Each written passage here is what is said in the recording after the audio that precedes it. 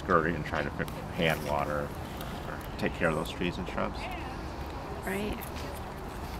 And then we've had some, this is the rest of the campus here is really old, and so we've had some irrigation component failures. Mm-hmm. And we have 2 leaks on East Campus right now. In fact, we have a leak detection company coming to help us find the leaks so that A, we're not wasting that water, and B, we can actually get the trees and shrubs watered that we need to.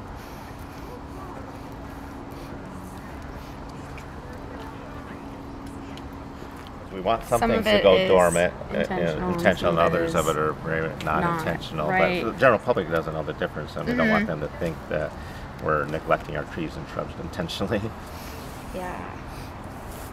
So what has kind of suffered the most damage from all of these problems? Well, certainly at the top list are azaleas. Okay. They're very prone to any kind of drought stress, so we've lost maybe 30 or 40 azaleas on East Campus because they might look good one day, and then 2 days later they're kind of over the edge and beyond recovery. Right. The good news is we've had some maples that lost their leaves due to the irrigation failures, but because of that species, since we got that fixed and they're putting out a new set of leaves, they're looking fairly normal right now. So that's kind of a bright spot that once we got the irrigation fixed, that they were able to leaf out again. Yeah. Yeah. But some plants will do that and some won't. Here on East Campus, I would say like 1 or 2% of the plantings have been affected, but visually it seems more dramatic than it is because it's very obvious when it's on a main walkway. Gotcha. I mean, we want 0. Yes.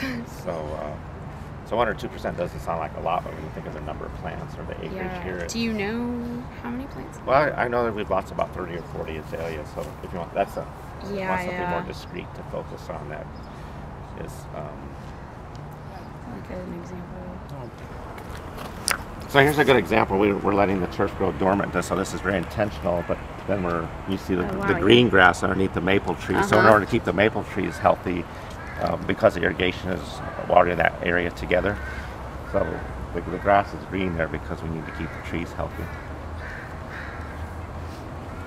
10 minutes every day, but that promotes shallow rooting.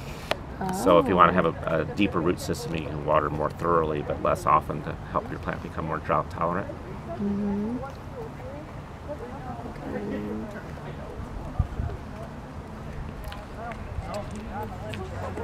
So more thorough but less often watering creates deeper root systems and increases drought tolerance.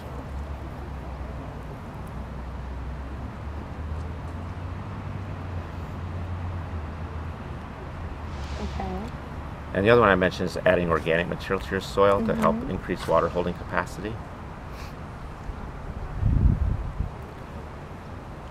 And that can be like mulched leaves or compost or